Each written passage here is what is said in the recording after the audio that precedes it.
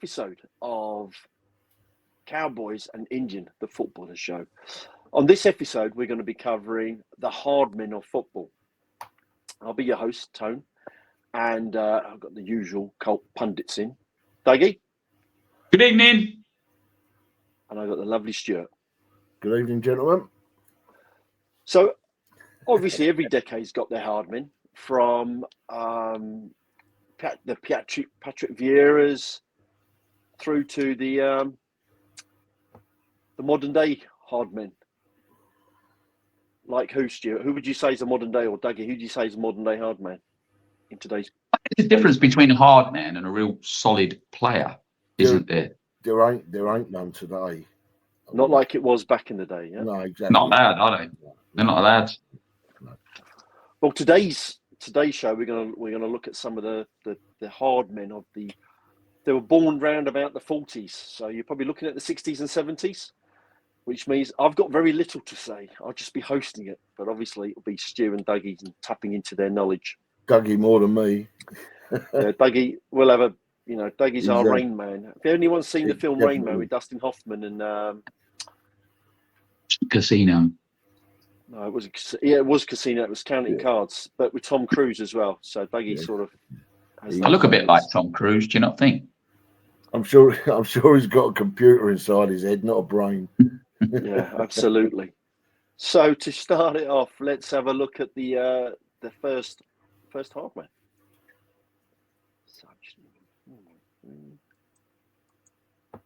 Who are we going for? We're going to go for. He's a bit of a Liverpool guy. Is it the Invisible Man? No. Tommy Smith. Smith. Born the 5th of April, 1945. Played majority of his career in Liverpool, and he was nicknamed the Anfield Iron. Yeah. But he looked like a hard man. So, what can you guys tell me about him? Well, I was lucky enough to see him a few times, obviously being the oldest in the group. And at the time, Bill Shankly was the manager who built Liverpool. He's the one who said it's more important than life. He's paused again. Do you know it's this? You're back, Dougie? Yeah, he said he was quarried, not born. He was 5'10", fit as a fiddle. I think he got sent off once, booked twice. And I see him in the 1977 Cup final. I went, it was Man U Liverpool, and they were the first who was going to go for the treble. Won everything. United beat them 2-1. I think he played about 16 years. And all the hard men of the 70s who said there was only one hard man off the pitch, which was Tommy Smith. And he had a face that looked like it opened 1,000 doors with his face. Yeah, you can tell just from that picture on the left. And, also scored the winner. He was a good footballer in the 77 European Cup final, 2-1 win over Borussia Mönchengladbach. So he was a good player as well, head up. Who did he play with, though? Who else was on his team at that era? That team, they had a great team, Liverpool, didn't they? They had, I'm trying to think, the Keegan era, wasn't it? Your Toshaks. Yeah. They had a great team. They was when Man City was winning everything a few years ago, they was the Man City of their time. They won everything. Phil Neal, Phil Thompson, Ian Callaghan, St. John, Steve Ioway flying down the right wing, I think. But they had a real great team. Yeah, Alan Hansen, was he with them? Alan Hansen come afterwards, didn't he? Yeah. Alan Hansen was more of a sweeper. Really, he was one of the first to play as like a sweeper alongside Mark Lawrenson. But Tommy Smith was a great player in a great side. But I'm amazed he never got booked and sent off as much as he did. But he was a real tough character. And I bet you, back in those days when you were at the stadium, you celebrated a hard tackle as much as you celebrated a goal going in. Yeah. I don't know how they had such a long career. When we start looking this up, I was looking at how many games people played, and they were such hard players. Obviously there was a lot of retaliation in that time. The refs were a lot more lenient, but a lot of them didn't get bad injuries. As we've spoke about recently about the state of the pitches, the heaviness of the ball, the boots, which your laces wrap round about 20 times. Yeah. And but they didn't. They, even though with all them bad tackles, all them injuries, is it the boots? They played, injury free most of their career. Yeah, and they had long careers as well. Yeah, absolutely. He played from 1962 to 1978. Smith for Liverpool, so he had a long career, almost 16 years. Moving on from Tommy. Ugh. Even I've heard of Norman Hunter. I've never seen him play, but I heard the name Norman Hunter many times, mainly from used to. Bite your legs. Yeah, Norman bite your legs Hunter. Leeds, I think a bit of a Leeds legend, wasn't he? Yeah. Born in 1943. He was brilliant. He was unlucky, really, because he come along in the England squad when Bobby Moore did. And he was in the 66 squad, got World Cup winners medal, didn't play. And as in the 70s, unfortunately for him in 1973, he made the mistake that Poland scored that stopped England going to the 74 World Cup, cost Alperangi's job. They had a goalkeeper. Do you remember that goalkeeper, Stu? Tomaszewski. Brian Clough called him a clown, but he made about 6 world-class saves. I remember the name. But he played almost 730 times for Leeds, alongside Jack Jolton. But he was bite your legs, wasn't he? That's what they called him. Good player as well. And I forgot. He could play pretty good football, Yeah. It was good to watch. I forgot to mention. I will go back on to Tommy, but I also wanted a rating from you guys. So I'll switch between you and Stuart. But on Norman Hunter, actually, Stuart, I'll go for you for Norman Hunter. So there's 2 ratings I need from 1 to 10. So when you look at so there's two skill sets I'm looking for. One is from 1 to 10 how hard they were. Obviously 10 being they can run through a wall. And when you look at a baller, obviously someone like George Best being a great player, being a baller. So when you look at Norman Hunter, how hard was he? How would you rate him? 1 to 10. 5, 1 being soft, you can blow him over. No, he's got to be close to 10. He can't be far off 10. 9. 9. Yeah, awesome. Yeah, and then from a full football skill point of view, obviously not just the art of tackling, but obviously passing and reading the game. I don't know what position he played in. I've no idea. Played centre half. Yeah. Excuse me. He was a good defender. He knew where to be at the right time. He knew how to read a game. He wasn't what you call gifted, fancy. He was just a straight and out centre half. Straight in. You know what I mean? So would you say a 7? No, 7 as a baller? Didn't try and take the ball and run up. I'll go 7. I'll go 7. Yeah. Nice one. And Duggy, going back to Tommy Smith, what would you rate Tommy? 9. What, as a baller or a hard man? As a hard man, yeah. Is he frozen against you? Yeah, I think he has. Yeah, he's frozen again. That's because he's got squirrels running his internet. He's gone again. he's got again. Squirrels. I will have to cut this part. Do they have squirrels in Spain? I don't know what they've got. He's got lizards. There you go. Jesus. Right. Okay. All right, Duggy. So just going back to that question. Ready? 3, 2, 1. So Tommy Smith, Duggy. 9.5. I told you, like all these peers, all the other hard men rated him the hardest off the pitch, as well as 9. What about as a baller? Could he play the game? What position did he play? They could all play. They could all play football. I've had this argument with so many people about that. People say they couldn't play now. He's the sort of player that you need now. Would he get away with the tackles? No. But no, I'd put him down as a 7. I mean, Norman Hunter was the first ever winner of the Professional Players Players Player of the Year in 1969. You know, when they won the league in 69, I think him and Jack Charlton conceded something like 26 goals all season. No, they weren't mugs, all these players. They just got a reputation as hard players. He had a punch up on the pitch, a full punch up with Franny Lee, didn't he? You know, when these days when you say baller, people think of all these fancy flicks and tricks, and they didn't do none of that. You know, they just played football. And they played the game really well. And never missed the games, Stu. Don't forget the league at that point was 42 games. Yeah. Liverpool won the European Cup that year with 13 players and played 42 games.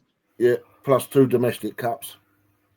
Yeah, if you ever want to watch a game to see about 30 players, look at the 1970 Cup final, Chelsea Leeds. They reckon it's the dirtiest FA Cup final ever. It ended 2-2, and it went to a replay, which was the first replay since 1912, and Chelsea won it 2-1. But it was an absolute lumps out. It was awful. Rain Man. Yeah.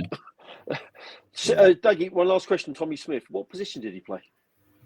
Centre half, front of the midfield. As well. Okay. Yeah, mate. Norman Hunter was a good player. Don't get it wrong. You know, you got to remember that Bobby kept him out at the time. He still played around about 30 times for England, and you don't make World Cup squads twice. And if you're not a good player, he was a good player, but just in that 30 squad. Yeah. Talking of crazy players, Ron Harris, hang on, Ron Chopper Harris. Yeah, not Chipper. Yeah, I don't want to talk about Harris. Well, I've no Do you know idea. the thing about what amazed me with Ron Harris, right? He was a real, really hard man. Chelsea wasn't tall, ran about 5'8". I think Norman Hunter was the tallest of a lot of them. And when he finished the game, do you remember, Stu? He never looked dirty, did he? He was another one like Brooklyn. Just, you know, he'd slide into tackles, but he would finish the game. I always remember they said to him, what would you like to do when you finish your career? And he said, I'd like to own a pub, which basically says everything about the money they was on at the time. But another great player. So there was a young lad from Wapping. I grew up in Wapping, and there was all the girls used to come round. We used to stand on the corner and had their West Ham scarves on. Do you know where Johnny Harris lives? Like I said, he lives in the buildings round the back from us. And we used to walk the girls round and go, he lives up there with his mum. And he had a best mate called Lenny Rands, who was also a good footballer. But Johnny made it at West Ham, and Harris took him out early in his career and completely ruined him. He had to retire early, problem with his back. Yeah. Bad player. Rick, got a question for anyone watching the video. Obviously, you can see on the right-hand side, you've obviously got Ron Chopper Harris, but you've also got 4 other players there. One of them, which is very evident, which is George Best. Who are the other 3? So it'd be great if anyone who's watching this can make a comment on the other 3 players. All right, moving on from the Chelsea legend, Ron Harris, to this guy who even I would cross the road for. I mean, this guy's scary. I mean, when I looked him up and I looked at his looked for his picture, I mean, I thought he'd come from a Carry On film. Carry On, the one with the monsters, or Carry On Horror. Carry On Screaming. That's the one. You know, one of those odd jobs. Yeah. So sorry, young people, you won't know what Carry On was, but great TV. But this guy, obviously, very hard. And Duggy, I know you told me to dig this photo out, but what happened in this match with Dave McKay? Well, we'll come to Bremner, who was another one, a good player. He was only 5'8", Mackay. All he ever wanted to do was play for Hearts, and Hearts sold him to Spurs in the 60s. He said he cried his eyes out on the station when he went. But he went down to Spurs and was part of the 61 or 62 double winning side, and was a great player. And he broke his leg twice, and he always said, I'm not a bully. By the way, this is the player who George Best said was the best player he ever faced and the hardest player he ever faced. Wow. But Bremner, he'd come back from a broken leg twice, and Bremner kept kicking the broken leg, and he just said, I'd had enough of it. he says, and that's what I grabbed up on. He said, I don't like bullies. And he lifted him up. As you can see, Billy Bremner was literally terrified. And I'll tell you another interesting fact. He eventually went to Derby.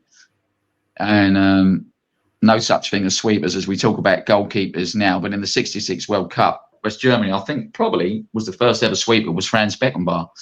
And Brian Clough made Dave Mackay a sweeper. And they went on to win the league with Derby. Wow. Got promoted and win the league. Later on, I think he actually won the league as the manager of Derby as well, Dave Mackay. But yeah, fearsome up there with Smith, I think, at the top. But a great player, really good player. What position did he play? Was he Centre half? Centre half as well. So yeah. Would you? Yeah. So the Spurs of today could definitely do with another Dave Mackay, couldn't they? It's the times, Tone. It's like we keep saying, maybe if you go to the Championship, if we look at the Championship now, you're allowed to tackle. And none of this crappy VAR rubbish. And you just can't tackle anymore. And I'm not going to name teams, but you've only got to run by them. And I think they're trained by Tom Daly in the week. And they do a double, triple back somersault, fall on the floor. And everyone surrounds the ref. It's not them. It's not there anymore. You can't do it. I agree.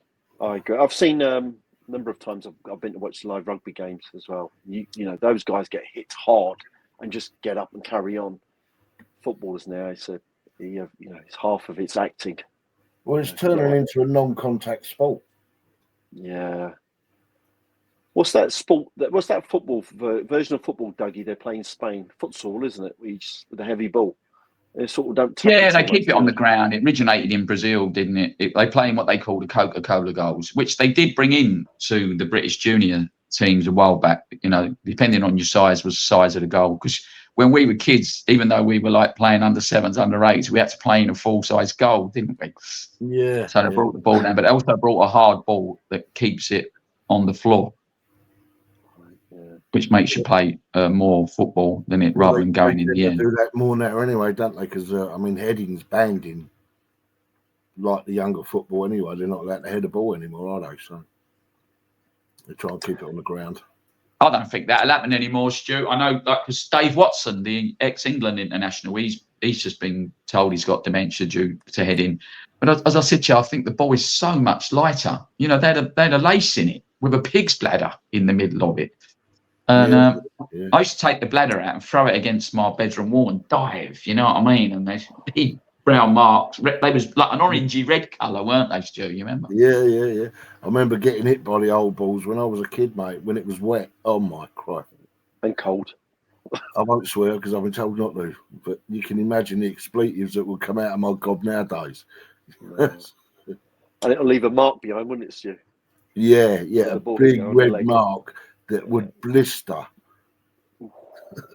When it was wet, Tony, I'll tell you, the weight of the ball doubled. Yeah. And you didn't want to read it on the lace because they was laced up as well. Just touching back on the scores again with Ron Harris, and then we'll jump on to Mackay. Ron Harris, did he have much skill? Yeah. He was probably the skillfulest, I think, out of the ones we've said so far, but not the hardest. I'd put him a 7 as an artist and bit higher, an 8 as a player. 8 as a player. For me. Awesome. Only for me. And then, Stu, this Dave Mackay, what would you score him? What would I score him? It was the hardest. Was he the hardest, though? Was he the hardest, yeah? I'd say, yeah. He looks like out of the ones we've spoken about, he's definitely the hardest. Right, so he's a 10. Yeah. Did he have much footballing prowess? Was he, Yes. Once again, yeah, they could all play football, mate. They weren't what people today would call, like saying, ballers. They weren't all this technical knowledge and that, all these fancy tricks and flicks and that. They just knew how to play football. And they knew how to read a game as well. I mean, a lot of players now, they don't even know how to read a bloody game. Yeah, well, we know when we looked at this season so far for West Ham, our defence couldn't read the game for quite a while. Yeah, especially some of the centre halves we've had. They haven't got a clue how to read the game. I tell you, who could read the game. I mean, Cresswell, right? The other day against Villa, Cresswell was actually pointing to Kilman where to go, what to do, because Cresswell knows how to read the game. Kilman can't read the game. I tell you who else could read the game. I agree. Dawson could read the game. Yeah, Dawson could read a game. Yeah. Dawson could read the game. Bobby Moore weren't fast, Tom. Bobby Moore weren't a fast player. No, he had no legs really. Just He knew was where to play. like Mark Noble. He was another one. Couldn't run fast, but they knew how to read a game. Yeah. Nobby Stiles, could he read a game? What was he like? I don't know. Again, I've heard his name mentioned because he was bit of an England legend. Wasn't he in the 66? He was a legend through and through, mate. You know, Nobby Stiles.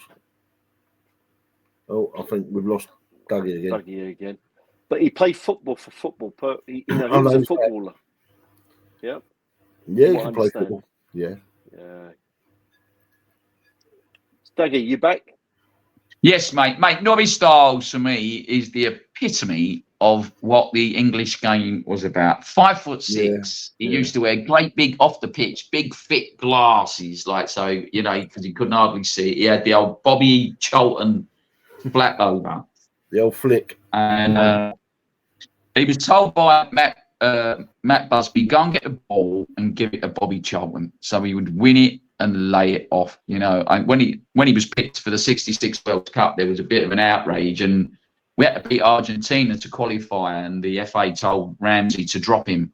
And Ramsey said, if you're telling me I'm not to pick Stiles, then I'm resigning right now, in the middle of the World Cup.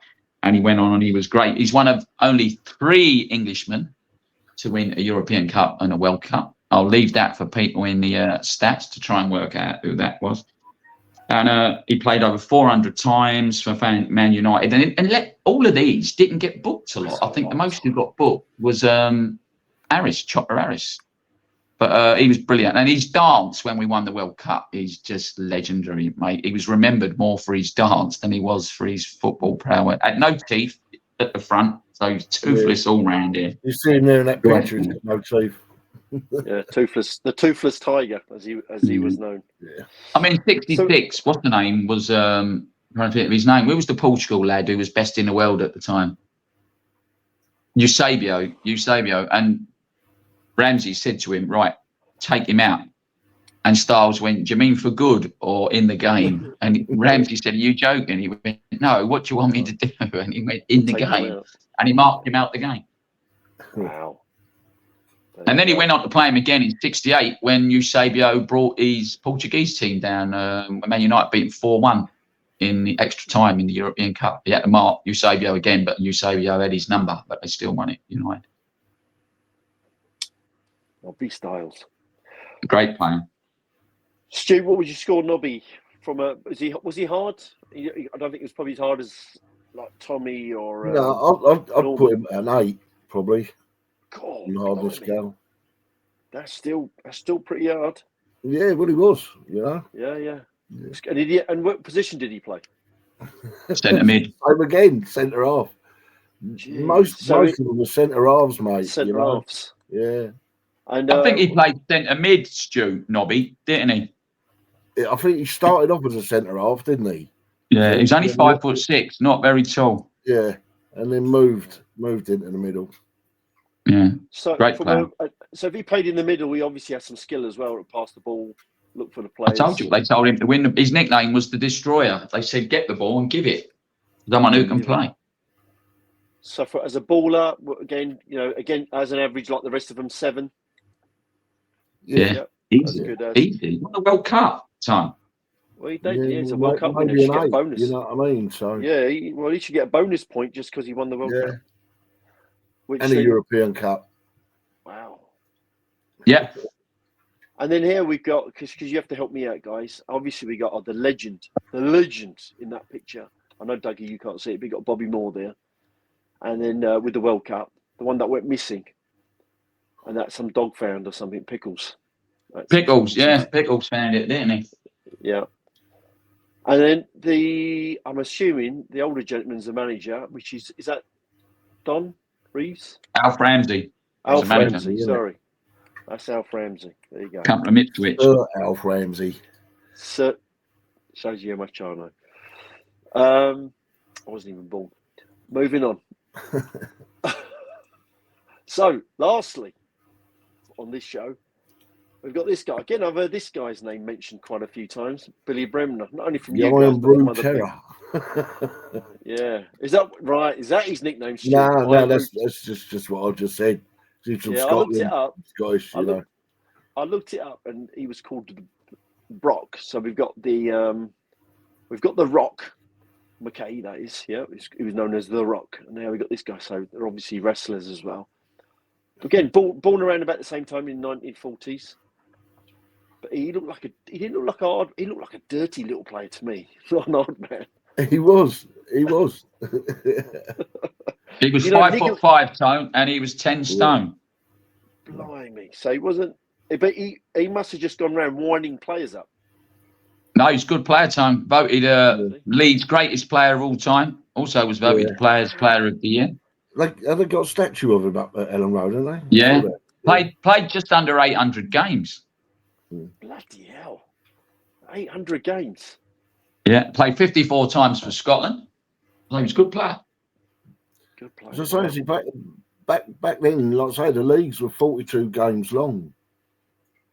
Plus if you was in Europe, you had European competitions, before we were banned. And you had your 2 domestic competitions as well. So they used to play a lot of football, and they played for a long time. They didn't. Yeah, he played from 59 to 76. He used to have a bloke called Johnny Giles playing next to him. So Bremner used to get the ball, and Bremner would give the ball to Giles. He was more skillful, but as a great, I can't remember what year it was now. They played Liverpool in the Charity Shield, and Johnny Giles had chinned Keegan earlier on, knocked him on the floor, and the ref didn't even book him. And the next time Bremner had Keegan, he'd had enough. And so he chinned Bremner, chinned in, and then they had a fight going off as well. A bit like Norman Hunter and Franny Lee did. Yeah. It was late 70s, I think, that. Yeah, they both got sent off, didn't they? Yeah, I'm sure it was late 70s. Right. Well, that's the end of the 6. Well, obviously we're going to follow up because there's a load more players that you guys have mentioned to me over the last 12 weeks. I'm trying to think of some of them.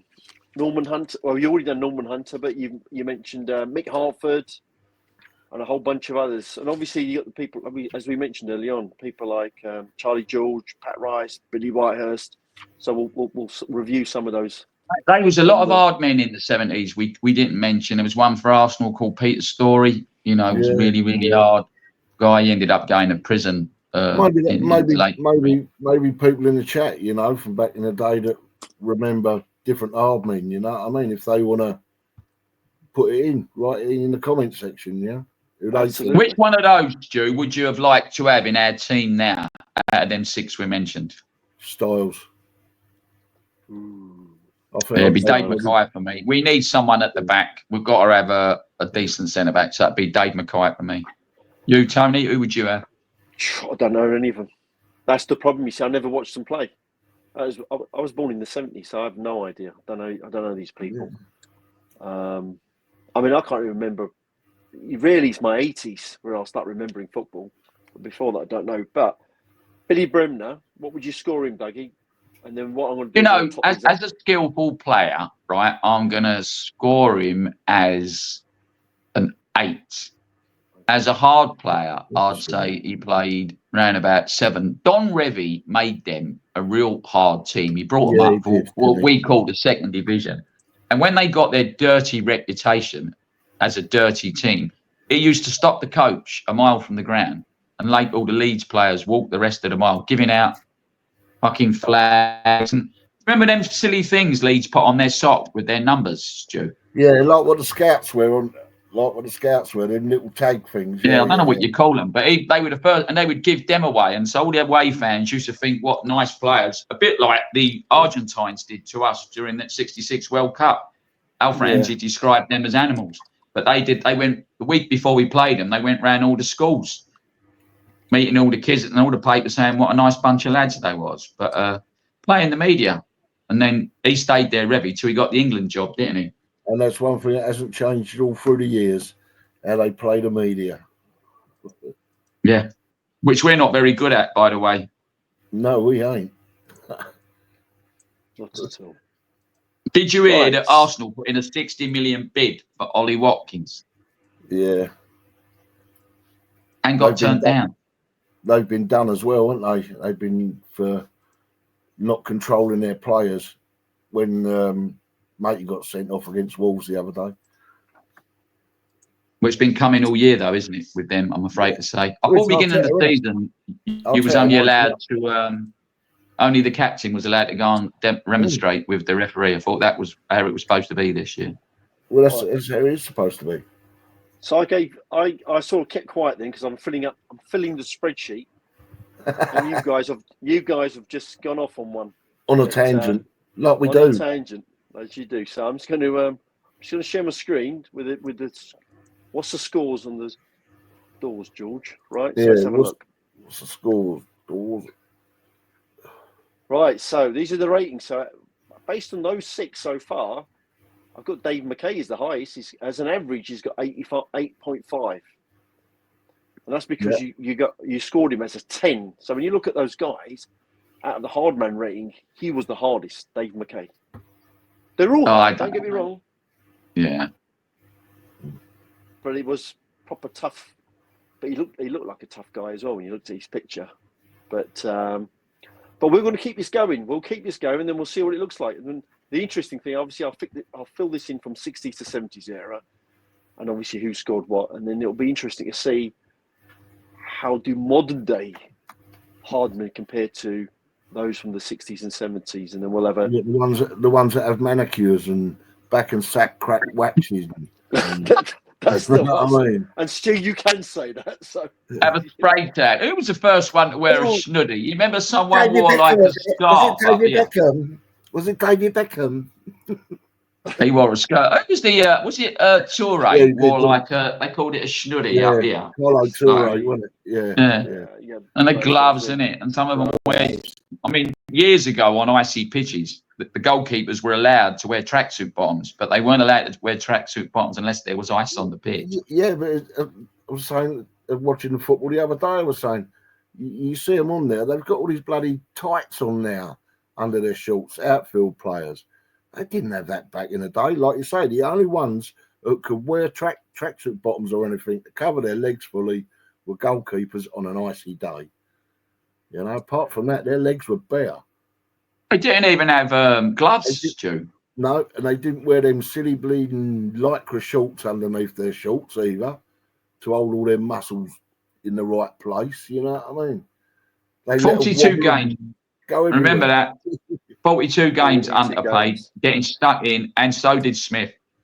Yeah. Don't forget when we played. I mean, certainly when I played football, when I was at school, we never wore skins or tracksuit bottoms. We also had to go out in just shorts. It's freezing cold. Yeah, and I'm sure you guys did as well. Yeah. The old PE instructors used to say, "Well, run around. You just soon warm up, boy." You know what I mean? We put bits of cardboard down our socks, didn't we, for our shin pads? Yeah. Oh, yeah. You had to get the corrugated stuff because it was better. Whipped down to the shop. Well, that's a wrap, I'd say. I did forget something right at the very beginning, which was please like and subscribe. So really do appreciate it. It helps with the YouTube algorithms, and it helps us get our show out. It keeps a smile on their face. Yeah, it keeps us smile. We don't smile. Some of us don't smile too often. Not that type of smile, Duggy. That's his coming face, isn't it? I don't know what that is. That's when it's a really good stroke. Yeah, you're gonna upset viewers with that face. But yeah, please do like and subscribe, and certainly do appreciate everyone who's watched our show so far. Oh God! Right. See, I need to phone up the hospital. Need to get him back in there, admitted. But on that damp note, did I get any final words? Yeah, don't forget, guys, we really want to do a show about fans. So if you're not, obviously we support West Ham, but honestly, please write a comment or write Tony's got an email down there. And please say that you'd like to come on, because we want to welcome anyone on from any league, from anywhere in the world, and tell us about your team. That's the thing, not just Premiership, any league. So we get a take on the other leagues, you know. I've got a Leeds fan coming on soon, but he does look like Alfie Moon in his shirts. But other than that, he's all right. Alfie Moon, the blast from the past. Yeah, absolutely. The man on the moon has left the stadium. The more fans we get, the better. Different, isn't it? Yeah, absolutely. You need to get yourself a better broadband as well, Duggy. I thought mine was bad. Thank you once again. Appreciate it. Stu, do you want to sign? Do you want to sign us off? Oh, of course I will. Right. Take care. Stay safe and stay lucky, my friends. Come on, you irons. Should do that. Cheers.